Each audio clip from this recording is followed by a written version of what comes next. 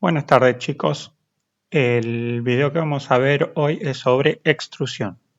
Tal como podemos ver en la primera imagen de presentación, tenemos acá un par de perfiles, que es lo que principalmente se obtiene por esta técnica.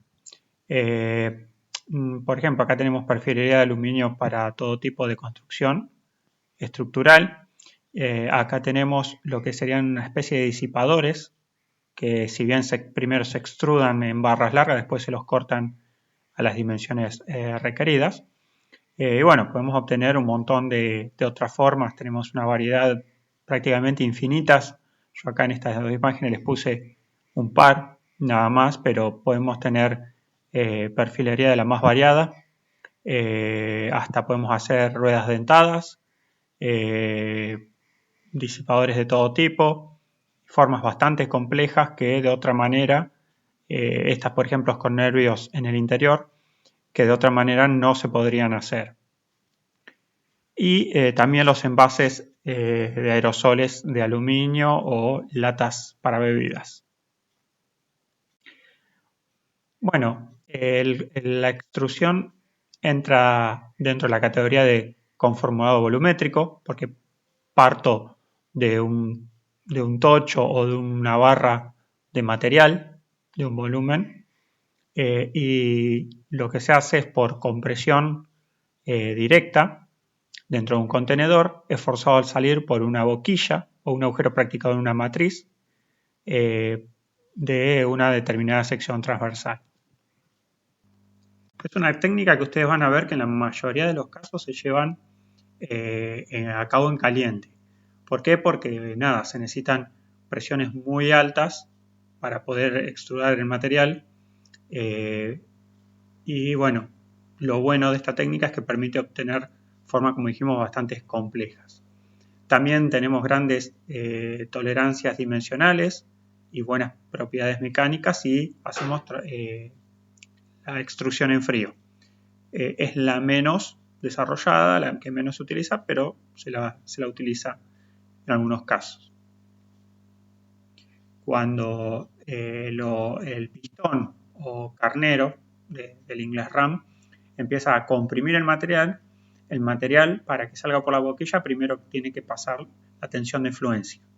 Antes de pasar esa tensión de fluencia, este material por compresión se va a expandir radialmente y va a ejercer compresión contra el contenedor, por lo que se desarrollan esfuerzos de fricción en la interfaz metal a extrudar y contenedor. Tenemos básicamente dos grupos de extrusión, la llamada directa, que es cuando el metal se mueve, se extruda en la misma dirección que lo hace el pistón. El 90% de los casos de extrusión es de directa. La desventaja que tiene es que queda un remanente en la cámara, en el container, que no va a ser extrudado. Después vamos a ver por qué motivos queda este remanente. Pero bueno, una de las principales ventajas es de que la matriz es más fuerte que en el caso de indirecto o inversa. El pistón, al ser un pistón macizo, también es más resistente estructuralmente y prácticamente el material extrudado tiene una longitud no infinita porque va a depender de este material, pero sí obtenemos perfiles de gran longitud. En caso de la extrusión indirecta o inversa, lo que se hace es el material, el contenedor está cerrado por el otro lado y el pistón tiene la forma del perfil a extrudar, es decir que es un pistón hueco o una matriz con dos barras de pistón, y el material sale en dirección inversa a la compresión del pistón. Vamos a ver cuáles son las ventajas que tiene utilizar este método, pero por lo que ya vemos, una desventaja es que primero la el pistón está debilitado ya que tiene el agujero del perfil, y este material, a medida que es extrudado y sale, en algún momento va a intentar tocar el equipamiento. Entonces los objetos no van a ser de una gran longitud, sino que están limitados la longitud de estos productos extrudados a la geometría y al tamaño de la prensa extrusora. Una ventaja es que como el material se queda quieto, el material a extrudar se queda quieto, por lo que se mueve es el relativo entre el pistón y el contenedor. En muchos casos lo que se mueve es el contenedor y la matriz se la deja fija, pero esto al material al quedarse quieto no hay un movimiento relativo con el contenedor, entonces se eliminan casi por completo los esfuerzos de fricción.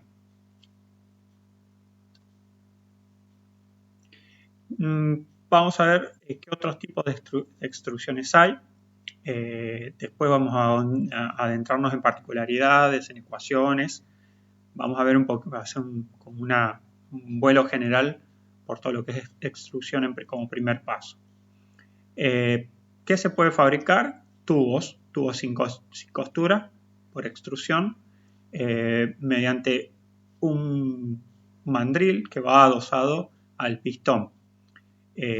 Adosado generalmente puede estar o enroscado en el pistón, donde se va a mover todo el conjunto, o, como en este caso, donde el mandril es independiente del pistón y es el primero, o sea, vienen los dos, hace tope el pistón con el material y después es el mandril el que empieza a perforar por compresión al metal, va abriéndose camino hasta que llega a la boquilla. Una vez que llega a la boquilla, ahí tengo la separación entre mandril y matriz y ahí recién puedo hacer la compresión con el pistón para que el material fluya por el huelgo o juego que queda entre estos dos. Va a ser obviamente el huelgo el que defina el espesor de esos tubos.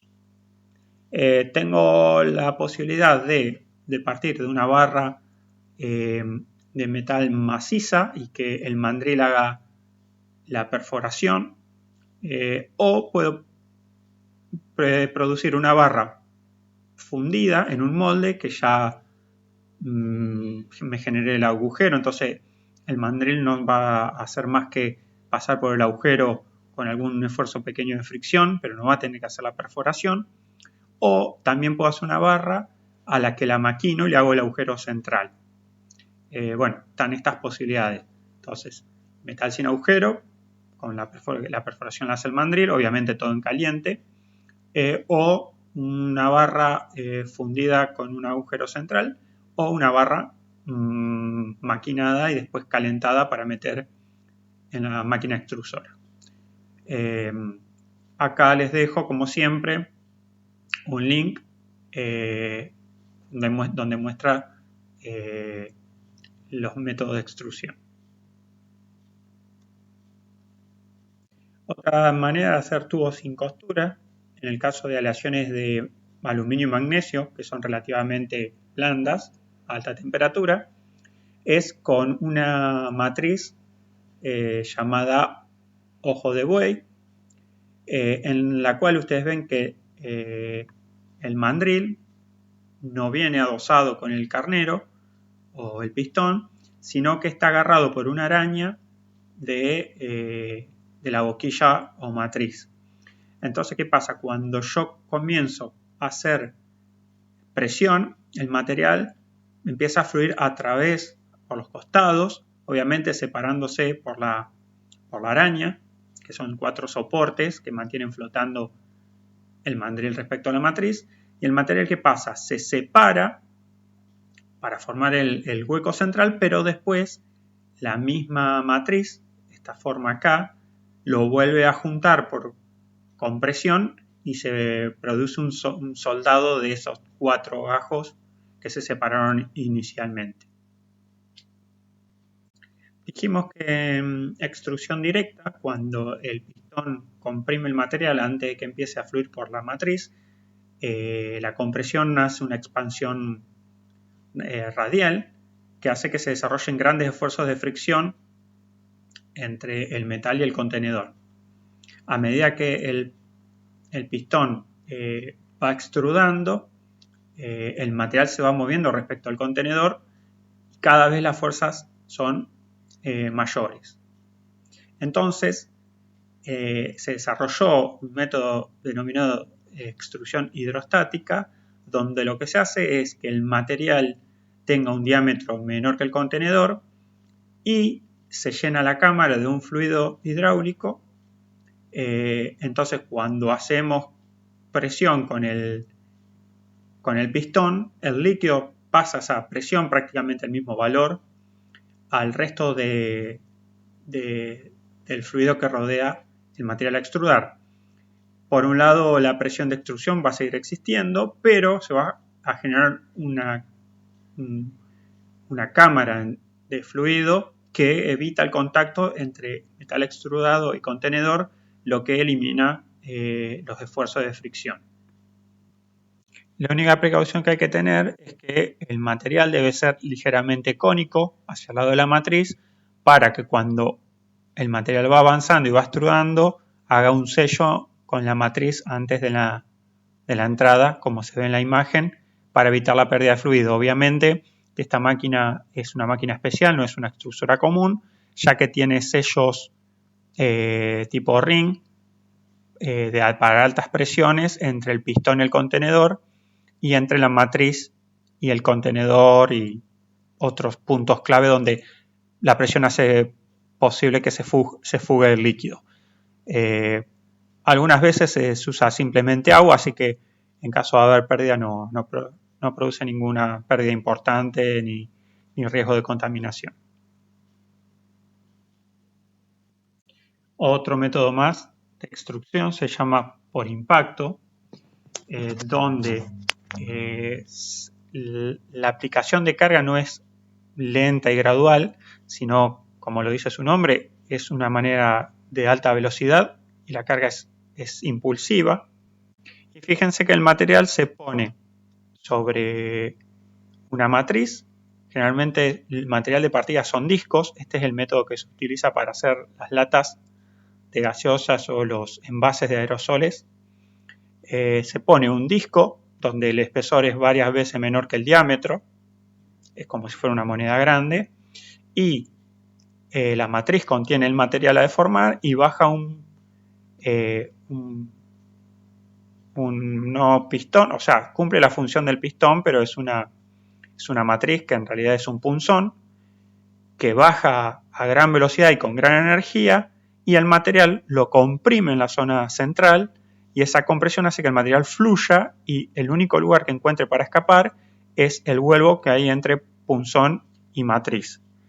Y una vez que sale de acá se sigue elevando por continuidad de masa. Esto se sigue extrudando, el material tiene que fluir hacia un lado y fluye hacia arriba. Hasta que se llega a un espesor de fondo que está comandado por la carrera del punzón. Acá hay un video donde pueden ver cómo se producen las latas, porque estas máquinas, la lata cuando se extruda queda expuesta al aire, no hay ninguna matriz ni nada que la tape y se puede ver claramente en el video cómo se sube el material por el punzón. Se usa, generalmente esto se hace en frío o en tibio y se hace sobre materiales blandos, plomo, aluminio, cobre y estaño.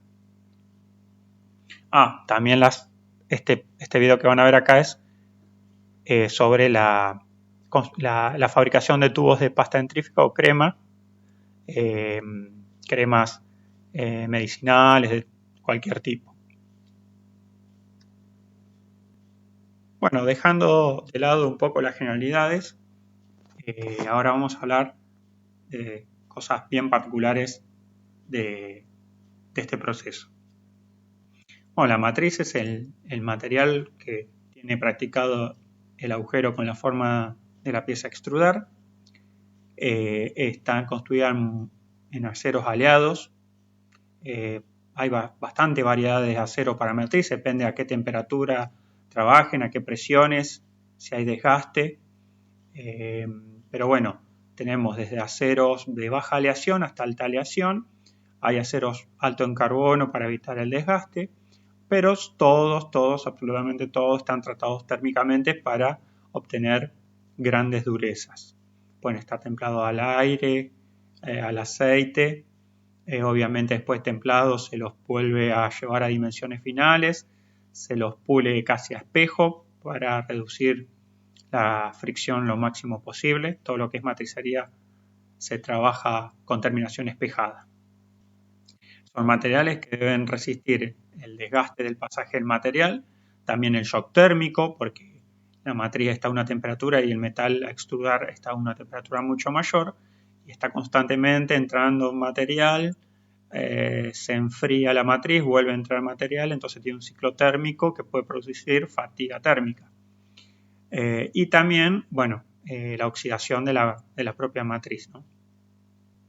Si bien la matriz está dibujada como algo sencillo, o sea, como si fuera un disco sobre la extrusora, en realidad son varias piezas. Una pieza es la que hace la extrusión propiamente dicha, la matriz, después tiene una sufridera, que es la que queda entre la matriz y el contenedor. Después otra pieza que sujeta todo el conjunto, en fin, depende de la forma constructiva, pueden ser de 3 a 4 piezas que formen la matriz en sí. Tiene que ser fácil de desarmar y se recambia la zona que está sometida al desgaste y a la que ve el material fluir. Esa es la zona más castigada. Entonces esa zona es la que se cambia prácticamente, no toda la matriz. Uno de los factores más importantes es el denominado ángulo de matriz alfa. Por ahí lo pueden leer como semiángulo de matriz, porque se mide desde la línea horizontal o el eje X, el eje de simetría, hacia arriba. Porque muchas veces les pueden dar el dato que el ángulo de matriz es el ángulo entre esta y esta. Obviamente que son simétricas, entonces se optó por designar al ángulo de matriz, o pueden leerlo como semiángulo o semimatriz, pero sepan que siempre es el alfa. Obviamente que este ángulo hace variar mucho el tema del flujo del material. Cuando el ángulo es grande, por ejemplo, de 60 a 90 grados, la cara esta sería un contenedor y se llaman que son de cara plana. El material viene así, el material de la periferia, y cuando quiere salir por la boquilla se encuentra que tiene que hacer un movimiento brusco hacia abajo. Entonces hay en esta zona, el material, si el ángulo es alto, hay una gran turbulencia, por decirlo de alguna manera para que se entienda, del metal antes de poder salir por la boquilla. Eso lo que hace es generar un trabajo redundante, o sea, es trabajo que hay que aplicar al material, pero que no me genera un cambio en la forma externa de la pieza. Entonces es un trabajo que lo gasto, pero no me es útil. Entonces lo tenemos que evitar. Entonces ustedes me dicen, bueno, entonces hagamos un ángulo lo más pequeño posible.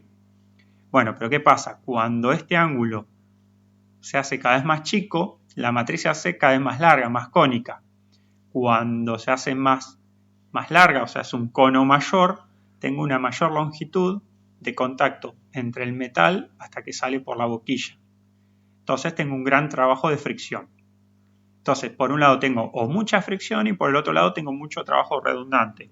Las dos cosas me generan trabajo desperdiciado, energía desperdiciada. Entonces, se adoptan valores de entre 45 y 60 grados, esto lo da la práctica, la experiencia, que son los valores para los cuales yo tengo el menor trabajo. Fíjense, para altos ángulos tengo trabajo redundante, para bajos ángulos tengo alta fricción, entonces obtengo el valor más bajo posible de trabajo para un ángulo óptimo. Bueno, constructivamente dijimos que tenemos lo que llaman matrices planas, cuando este ángulo es 90 grados, por aquí estaría entrando el material y sale por aquí. El ángulo es entre la matriz y el eje o la cara del contenedor, es lo mismo porque es colineal. Pero ¿qué pasa? Como dijimos recién, el material que viene por la periferia, para llegar a salir por acá, tiene que acá en esta zona hacer un camino más largo que el material del centro. Esto después lo vamos a ver cuando estudiemos el flujo del material, pero genera una zona muerta.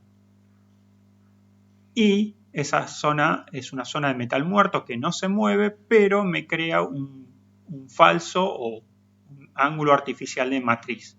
O sea, es del metal, pero al estar estanco se puede considerar que es parte de la matriz. Después, cuando el ángulo es menor a 90, fíjense, ya la matriz es cónica. Entonces ya acá el material sí va a fluir. Cuando este ángulo cada vez se achique más, el cono es más grande, o sea, en longitud. Entonces, si bien, como dijimos recién, voy a tener menos metal muerto, bueno, voy a tener más fricción, por lo cual tengo que mejorar para utilizar esta matriz el método de lubricación.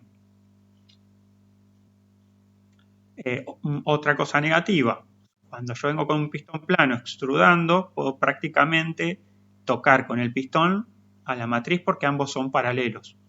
Pero cuando tengo una matriz cónica, el pistón viene empujando y cuando llega acá arriba, que haría contacto con la matriz, queda todo este cono de material.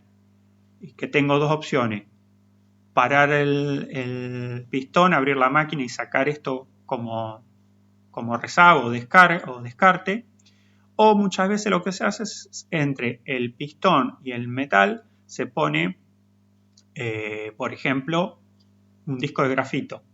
Entonces, una vez que el pistón llega acá, por ejemplo, acá está el espesor del grafito, empiezo a deformar el grafito y me extruda el metal porque el grafito se va metiendo en este cono y va sacando lo último que queda de material. Pero en realidad eso se hace para que la matriz quede vacía, porque el material que quedaría, el rezago ese que formaría parte de la pieza extrudada, tiene baja calidad y generalmente una vez que tengo el perfil corto las puntas porque la primera parte del material y la última tienen estructuras bastante malas, entonces las tengo que cortar. Y las matrices tienen otro ángulo más, pero este está del lado opuesto al alfa. Lo pueden llamar beta y es este ángulo acá, que es, fíjense en este lado, si este es un cono hacia un lado, este es un cono hacia el otro. ¿Por qué se hace esto? Porque si yo tuviera una salida completamente cilíndrica, el material después de extrudar recupera elásticamente un poquito y se expande. Y tendría dos cosas, o un rozamiento grande, o podría rayar la pieza, necesitar más energía para sacarla. Entonces lo que hago es tener una especie de cono de un ángulo beta pequeño, son ángulos pequeños para evitar que la pieza que salga roce contra la salida. Las principales variables que afectan a la fuerza que necesito hacer en el pistón para extrudar son la relación de extrusión R, ese sería el segundo ítem, después vamos a ver qué es R, el tipo de extrusión, ahora vamos a ver este gráfico, no es lo mismo extrudar en directa que en inversa, cuánto tengo que reducir, o sea, de qué diámetro inicial parto de barra y qué sección tiene la pieza final, la temperatura de trabajo. Ustedes saben que a calentar la pieza, por un lado disminuye su resistencia y evita el endurecimiento, por lo tanto es beneficioso, pero también recuerden que en caliente la velocidad de formación juega el mismo papel que la deformación en frío, aumenta la resistencia. Entonces tenemos que ver con qué velocidad deformamos, que es la otra variable. estas dos están vinculadas. Entonces, tengo que tener cuidado porque si formo a una velocidad muy alta, la resistencia del material también se vuelve alta. Después, obviamente, qué condición de fricción hay entre matriz y contenedor, o sea, con respecto al material. Siempre fricción porque estas dos superficies entre sí no se mueven. Si no, sería el material contra la matriz y el material contra el contenedor. Obviamente que por un tema de superficies es más grande el efecto del contenedor. Como dijimos, la mayoría de la extrusión, todos los productos extrudados en la industria son mayoritariamente de manera directa, por el tema de que no me limita la longitud de pieza extrudada y puedo hacer mayores presiones porque el pistón es macizo, no es hueco. Primero definimos la relación de extrusión R como el área inicial, o sea, de la barra inicial, sobre el área final o el área transversal del producto extrudado. Para aceros la relación, fíjense, es bastante 10 veces más chica que para aluminio por un tema de que, bueno, son materiales, los aceros, que no son preferentemente para extrusión, salvo casos puntuales. El aluminio es el material por excelencia para este proceso. Bueno, ustedes pueden ir al libro y ver la explicación de este gráfico. Lo que me dice que en extrusión directa tengo un periodo donde esto es la carrera del pistón o carnero y esta es la presión. Comienzo a desplazar esto es pequeño, esta línea punteada, están todos los ángulos y valores exagerados para que se vean las diferencias, pero el pistón empieza a comprimir, se empieza a mover, se empieza a desplazar y aumenta linealmente. ¿Por qué? Porque estoy comprimiendo en el estado elástico, en directa. Hace presión contra el contenedor, pero llega un momento que en la boquilla el material supera la tensión de fluencia y empieza a fluir. Este es el valor más alto que va a encontrar, justo cuando empieza a salir material por la boquilla. Y después esa presión empieza a caer. ¿Por qué? Porque esta presión es la suma de la presión en la matriz más la presión de fricción, lo vamos a ver en los cálculos, y a medida que yo voy extrudando, cada vez la barra es más corta, tengo menos superficie friccionando. Entonces, a medida que extrudo material, la barra se hace más corta, hay menos fricción y va cayendo hasta que alcanza el pistón a la boquilla, y después de ahí la presión se dispara porque sería la presión de pistón contra boquilla de matriz sin material que extrudar, y se dispara y bueno, ahí si no paramos producimos la rotura. Fíjense en que en extrusión directa, ¿qué hago? También empiezo a comprimir, pero el material con un poquito menos de tensión ya empieza a fluir porque está la boquilla y no tiene que hacer el esfuerzo de fricción. Una vez que el material empieza a fluir, se mantiene constante. ¿Por qué constante? Porque el pistón es el que se mueve y no hay esfuerzo de fricción. Entonces, la presión por la que el material sale de la boquilla, que como no cambia ningún parámetro, esta se mantiene constante, también llegando a este punto, como en el caso anterior, donde el pistón toca a la matriz y la presión se dispararía, y es acá donde tengo que cortar el proceso y me queda la formación de la cola o desperdicio. Entonces fíjense el área bajo la curva en la parte útil, que es mucho menor en indirecta que en directa. O sea, tiene esa ventaja de consumir menos energía, pero bueno, tiene las limitaciones que son más que tienen que ver con la rigidez de la máquina y la longitud de producto que se puede extrudar. Bueno, acá les dejo un par de sentencias que salen de la práctica para que tengan un par de ideas de valores, porque siempre hablamos de procesos, de teorías, pero por ahí falta palpar un par de valores reales. ¿Qué pasa? Cuando el material yo lo extrudo en caliente, Dependiendo de la velocidad con que extrude, va a ser la transferencia de temperatura con el contenedor en la matriz y también con la temperatura, el aumento de temperatura que produce el extrudado, porque es un proceso conformado donde parte de la energía aumenta la temperatura del metal. Entonces tenemos que tener cuidado.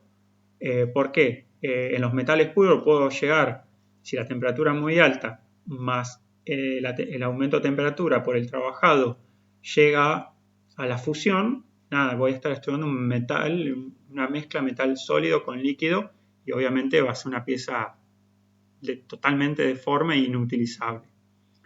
Y también tengo que tener cuidado en los metales que tienen fragilidad al revenido. Hay un rango de temperatura donde hay ciertas aleaciones, algunos aceros, donde si trabajamos en borde de grano precipita una fase frágil, entonces cuando genero compresión se produce la fisuración por esta fase frágil en borde de grano. Entonces hay que evitar, eso depende de cada aleación, tiene su temperatura designada. Los aceros se extrudan a 1100 a 1200 grados, los aceros funden a un poquito más de 1500, 1550 grados centígrados.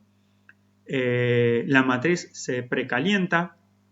¿Por qué? Porque si está fría, no solamente fría el metal, sino que el shock térmico hace que se fisure la matriz antes. Las presiones son de entre 800 y 1200 megapascales. Y como la temperatura es alta y son presiones también altas, necesito lubricar. ¿Con qué voy a lubricar a altas temperaturas? Obviamente con un polvo, no va a ser con un líquido.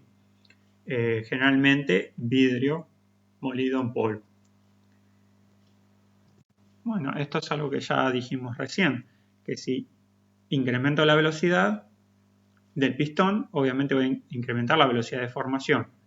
Y en caliente hay un aumento de la presión de extrusión. ¿Por qué? Porque aumenta el sigma del material. ¿Se acuerdan de que sigma en caliente era C por E punto a la M? Bueno, cuando aumento el material aumenta el sigma y si aumenta el sigma aumenta la presión. Es decir, que el mismo material a la misma temperatura extrudado a una velocidad de 1 necesita una presión y a una velocidad de 2 necesita una presión mayor. Fíjense cómo un cambio en la velocidad me afecta a las presiones. Obviamente van a incidir en la matriz principalmente. Entonces, no puedo usar cualquier velocidad y cualquier temperatura. Tienen que ser la más apropiada o la ideal, y esa no hay libro que diga cómo hacerlo. Es todo prueba y error. Hay que agarrar una aleación, tomar una barra de partida y probar temperaturas y velocidades hasta obtener los valores óptimos. Después también tenemos el tema de la disipación de calor. Cuando yo extrudo a bajas velocidades, le doy tiempo a que la barra le transfiera el calor al contenedor y este al medio. Si yo extrudo a altas velocidades, aumenta la tensión, pero por el otro lado el material se mantiene blando porque al extrudar a alta velocidad no doy tiempo a que transfiera el calor y se enfríe. Es una balanza. Por un lado, aumentar la velocidad aumenta la tensión y aumenta la presión. Pero por el otro lado, bajar la velocidad lo enfría y también aumenta la tensión. Entonces, es una solución de compromiso. Hay que buscar el punto óptimo porque irme a un extremo o al otro no me genera beneficio. Acá podemos ver un poco cómo es el flujo del material. Imaginen que esto es material, un corte longitudinal de material saliendo por una boquilla. En los casos A y D tenemos deformación homogénea. ¿Por qué? Porque hay baja fricción entre el material a extrudar y el contenedor. Es decir, vamos a suponer que esto es en frío y está bien lubricado. es un material, vamos a suponer que es un material blando bien lubricado, que no hay que desarrollar grandes presiones. O utilizo la extrusión hidrostática. Entonces la fricción acá es también nula, o la puedo despreciar. O como dijimos, en extrusión inversa, el material no se mueve. El que se mueve es o el contenedor o el pistón. Entonces, ¿qué pasa? Si yo trazo una línea transversal, a medida que el pistón se mueve hacia la boquilla, todas las secciones estas se mueven paralelamente. Entonces, fíjense, se mueven todos los puntos, en un caso ideal, con la misma velocidad. Entonces, fíjense que cuando el material sale por esta boquilla, como que todos los puntos llegan a la boquilla al mismo tiempo. Entonces, tengo una deformación no homogéneamente perfecta, pero lo más homogénea posible. Después tengo un punto donde aumenté la fricción, aumentó la fricción entre metal y contenedor en la interfaz. Entonces, ¿qué pasa? Cuando aumento, ya los puntos de la superficie por fricción no se pueden mover como los puntos centrales. Los puntos centrales se mueven más que los de la periferia. Entonces se me empieza a producir esta deformación inhomogénea, generando, como indica acá, las zonas de metal muerto. Si me voy al caso C, los máximos valores de fricción, la fricción es tan alta que los puntos de la periferia prácticamente no se mueven y los que se mueven son los centrales. Entonces hay una gran turbulencia de material. El material se mueve internamente. Esto obviamente me produce un gran consumo de energía, que es el trabajo redundante. ¿Por qué? Redundante porque no aporta ningún cambio en el perfil extrudado y generalmente esta situación se da cuando hay sticky friction o condición de agarre. ¿Por qué? Porque yo estaba extrudado en caliente y se me enfrió un poco el material. Entonces fíjense la diferencia de cómo fluye el material en función si es directa, inversa o los valores de fricción. Ahora vamos a determinar un par de ecuaciones con las que vamos a trabajar. Si utilizamos el concepto de energía de deformación uniforme y calculamos el trabajo práctico volumétrico para una extrusión directa, es simplemente, por definición, la tensión, que como es media la saco fuera de la integral, por el diferencial de la deformación. Esa es la definición de la energía, siempre era el área bajo la curva. Bueno, trabajando la deformación la pasamos a área, porque en extrusión nosotros medimos más el cambio de área que el cambio de longitud, y obtenemos que ese trabajo es menos la tensión por el logaritmo de la reducción. Si ese trabajo total que está involucrado lo multiplico por el volumen de la pieza, y el trabajo sabemos que por definición es fuerza de distancia, podemos llegar a esta ecuación donde la presión va a ser la tensión del material por el logaritmo de la reducción. O sea, es algo tan sencillo como la presión efectiva por el logaritmo de R, que es la deformación. Pero claro, este es un trabajo ideal. No hay ninguna consideración ni de la fricción ni del trabajo redundante. Un autor, de Pierre, demostró empíricamente que la fuerza total de extrusión está compuesta por la presión P sub D o pressure die, o sea, la presión en la matriz, más la presión de fricción entre la barra, material de partida, y el contenedor. Y también la fricción entre el contenedor y la sufridera sería el disco que va entre el pistón y el material. Pero bueno, esta última es muy pequeña y se la puede despreciar. Estos dos son los términos para la presión en una extrusión directa. Nosotros sabemos que en una inversa o indirecta no hay fricción. Entonces, este término se hace cero y directamente la presión de extrusión es la presión en la matriz. Dijimos que esto en caliente casi siempre hay una condición de agarre. Entonces, ¿qué pasa? El material ligeramente por abajo de la superficie en contacto entre barra y contenedor se deforma por tensión de corte. Y entonces dijimos que estas fuerzas de fricción van a ser igual a la tensión de fluencia en corte K, que ya lo habíamos visto cuando vimos los criterios de fluencia. Entonces, para sacar esta presión de fricción, la presión que hace el pistón, que tiene que vencer la fricción por el área del pistón, va a ser la misma que esta fuerza de fricción por la superficie donde apoya la barra, que va a ser pi por el diámetro me da el perímetro, por la longitud me da toda la superficie interior del contenedor. Entonces esto es toda la fuerza de fricción y esta es la que hace el pistón, la que debe vencer. Si despejo, me queda que es 4 tau por L sobre D. Fíjense que esta fricción es directamente proporcional a la longitud, o sea, cuando más larga es la barra, mayor es. Esto quiere decir que cuando yo voy en directa extrudando, esta L va achicando y obviamente esta también. Y es inversamente proporcional al diámetro. Y es verdad, cuando mayor es el diámetro de la pieza, mayor superficie va a tener la barra y el contenedor.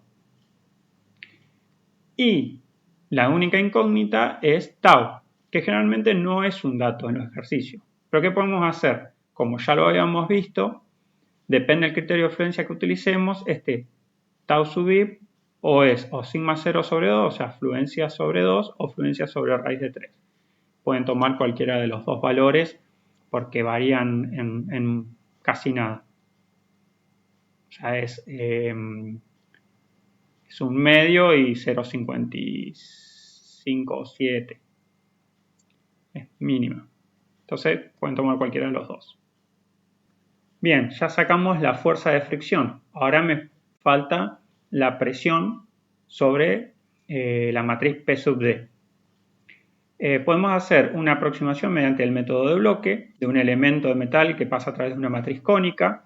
Eso, el análisis se hace principalmente para trefilado y se lo lleva al caso de extrusión porque son dos cosas prácticamente iguales.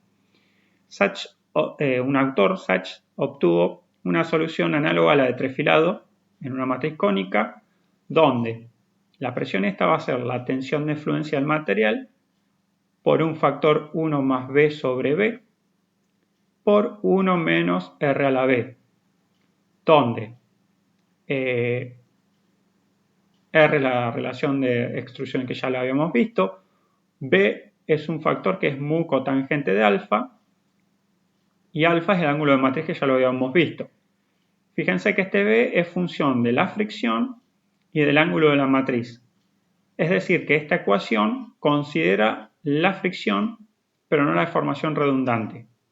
O sea, si yo tengo de dato el coeficiente de fricción o la fricción es importante, utilizo esta aproximación de Sachs. Después hubo otro autor, Johnson, que obtuvo otra solución, pero lo analizó como una deformación plana sin fricción. Yo en el otro caso, en la de Sachs, no podría utilizarla porque estoy diciendo que mu es 0. Pero acá sí considero la fricción, pero considero el trabajo redundante. Entonces, Johnson dijo que la presión en la matriz es la tensión de fluencia por 1 más B por el logaritmo de R. Este paréntesis, que es A más B por el logaritmo de R, se llama E sub epsilon X y se denomina deformación de extrusión. Y nosotros sabemos que el logaritmo de R es la deformación lineal, que conocemos, clásica. Obviamente, si a este valor lo multiplico por B, que es un número entero mayor que 1, y le sumo A, me queda que epsilon X es mayor que epsilon. ¿Por qué? Porque la deformación de extrusión lo que me está dando una idea es de que el material está deformando más de lo que deformaría linealmente. Trasladar el material de un punto a otro por el tema de la turbulencia y del material dentro del seno de sí mismo. Entonces es una especie de deformación equivalente porque el material deforma más de lo que necesita por un tema del flujo de material interno. Bueno, A y B son valores que dependen del ángulo de la matriz, que está tabulado acá. Fíjense en valores de alfa de 30, 45, 60 y 90, me da valores de A y de B. Y hay algunos casos particulares, por ejemplo, valores fijos de A 0,8 y B 1,5 cuando la extrusión es asisimétrica. ¿Qué quiere decir? Cuando estoy produciendo piezas que si yo las miro de frente no son simétricas, son asimétricas. Entonces utilizo estos valores de A y de B. Fíjense que las presiones calculadas hasta el momento hablan de el flujo que sale por la matriz, pero no considera cómo es ese flujo, qué tanto cambia la fuerza en cuanto si mi pieza final es otro círculo partiendo de una sección circular o si es una forma muy intrincada. Obviamente que siempre se parte de una sección circular y cuanto más compleja sea la sección de la pieza extrudada, mayor movimiento habrá del material antes de salir. Entonces, obviamente, que ya lo vimos, que requiere una mayor cantidad de presión para poder sacar el material por la boquilla. Entonces, si requiere una presión mayor, a la presión que ya habíamos calculado la tenemos que afectar por un factor. Este factor se llama el factor de forma K sub X y representa, como lo dice acá, cuántas veces debo aumentar la presión de extrusión que yo había calculado anteriormente cuando tengo una sección irregular comparándola con una sección circular de partida. Si ustedes hacen esta cuenta, también es una cuenta empírica, donde me dice que es 0,98 más 0,02 por Cx sobre Cc, todo a la 2,25. Cx es el perímetro de la sección extrudada, es decir, yo la pieza extrudada, yo voy a tener la forma y las dimensiones y puedo calcular el perímetro mediante cuentas muy sencillas. Y después C sub C es el perímetro de un círculo de igual área que la sección extrudada. Es decir, que yo al perfil extrudado le saco el perímetro y tengo C sub X. A esa sección extrudada le calculo el área. Después digo, bueno, un círculo, ¿qué diámetro tendría que tener para que tenga el mismo área que la sección extrudada? Me va a dar un diámetro D. Y a ese diámetro D le calculo por pi el perímetro, sería de un círculo equivalente, y ese va a ser el C sub C. Obviamente que cuando yo pase de una barra inicial circular a una pieza salida circular, este Kx va a ser muy cercano a 1. ¿Por qué? Porque por más que yo haya cambiado el diámetro entre la entrada y la salida, a la boquilla, la pieza no cambió prácticamente de forma. Entonces, es lógico pensar que cuando paso de barras circulares a otros perfiles circulares o bastante parecidos, un circular, un cuadrado, un hexagonal, estos Kx van a ser cercanos a 1. Pero cuando las piezas se vuelven más intrincadas y encima cuando mayor deformación tengo, o sea, mayores valores de R, este Kx va a ir aumentando. Puede tomar valores de 2, 3, y este K obviamente va a afectar a la presión de extrusión. Si es K2, me va a decir que la presión de extrusión va a ser del doble de la necesaria. Bueno, recordemos que en caliente la tensión de fluencia depende de la velocidad de deformación. Eso ya lo nombramos bastante. Por lo que hay que tener en cuenta con qué velocidad el pistón extruda el material porque eso me va a dar la velocidad con que se deforma el material. Acá yo llegué a esta ecuación, la 6, donde me dice que la E punto, la velocidad de formación, es 6 veces la velocidad del pistón, dB es el diámetro de la barra de partida, por el logaritmo de R por la tangente de alfa, alfa es el ángulo de la matriz, y d de la barra al cubo menos d de sub e, que es el diámetro de la pieza extrudada, al cubo. Esta sale planteando, está en el libro el desarrollo, planteando el flujo o el caudal de metal que entra y que sale a la matriz. O sea, es un cálculo de volúmenes y de caudal que es bastante sencillo. La ecuación parece compleja, pero hay que calcular el volumen del tronco de cono y la velocidad está desarrollado en el DITER, así que los dejo para que lo miren ustedes si quieren. ¿Y qué pasa? Esta es la ecuación más genérica para cualquier diámetro de pieza de salida y cualquier ángulo alfa. Ahora, hay una simplificación que cuando ese ángulo es de 45 y el diámetro de salida es suficientemente pequeño, esta simplificación toma esta forma. 6P por el logaritmo de R sobre el diámetro de la barra. Es una simplificación. Esta es la general, esta la pueden usar siempre. Bueno, esta es una simplificación con estas dos condiciones. Bueno, ¿qué defectos podemos encontrar cuando extrudamos piezas? Uno de ellos en inglés se llama center burst, pero bueno, la traducción literal sería reventón central. Se refiere a estas fisuras, si quieren, se les puede llamar, se dan en el centro del material, no en la superficie. Esto es un material que se extrudó y después se lo cortó al medio. Son marcas Chevron. ¿Por qué Chevron? Porque tienen esta forma de B. Las B paralelas es como el logo de Citroën, son marcas Chevron.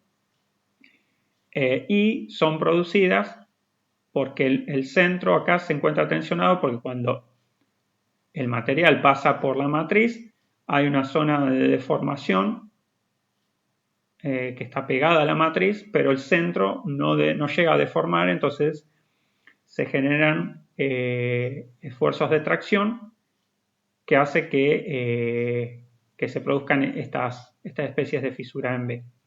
Los motivos son o altos ángulos de matriz. Cuando el ángulo de matriz es muy alto, esta deformación es más grande, pero es más localizada, o sea, hay una mayor diferencia de deformación del centro al borde, y eso aumenta las tensiones que producen la fisuración esta.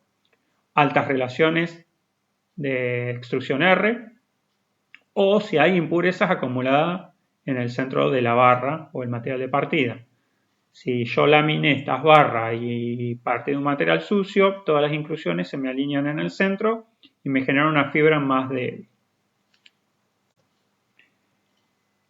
Un defecto llamado piping. ¿Por qué piping? Porque en la cola del material tiende a hacer este ahuecado que es como si se generara un tubo. Pero bueno, la traducción de piping obviamente no es sumidero, sino sumidero es la forma que toma esto, es una especie de rechupe. Y es un hueco que se forma en la cola, acá estaría apoyado el pistón, y se da en extrusión directa y se debe a las diferencias de velocidades cuando el material está pasando por la matriz. El material del centro sale a mayor velocidad que el de la periferia, entonces cuando queda muy poquito material, este material de acá se tiende acá estaría inicialmente en esta línea, pero como este material lineal tiene mayor velocidad, se hace esta especie de rechupe. Es el mismo cono, el concepto sería el mismo, el cono que se forma cuando ustedes le ponen un tapón a una pileta, la llenan de agua, sacan el tapón y se genera ese torbellino, y cuando se va a la última parte de agua, se hace esa especie de embudo. ¿Por qué? Porque la velocidad en la periferia es menor que en la parte central. Bueno, esto es igual. Se produce por el mismo efecto del flujo del metal. Y por último, podemos tener fisuración superficial. Pueden ser fisuras transversales o longitudinales. Acá por ahí se ven más las transversales. Y bueno, se puede ver porque la temperatura de la barra del material de partida es muy alta, o estoy extrudando con mucha velocidad, o porque hay mucha fricción entre matriz y material, obviamente. Si hay mucha fricción, el material del centro fluye libremente dentro de sí y la periferia se queda agarrada del contenedor, y obviamente esa diferencia de velocidad o de que el material fluye en el interior y en el exterior no, produce la rotura por fisuración. Bueno, chicos, hasta acá lo que es extrusión. Ahora subo el video y este PowerPoint tiene una filmina más, creo que es la parte de flujo de material que no está en el PDF anterior, y ahora lo voy a cambiar. Subo este actualizado, ¿sí? Bueno, hasta el próximo video.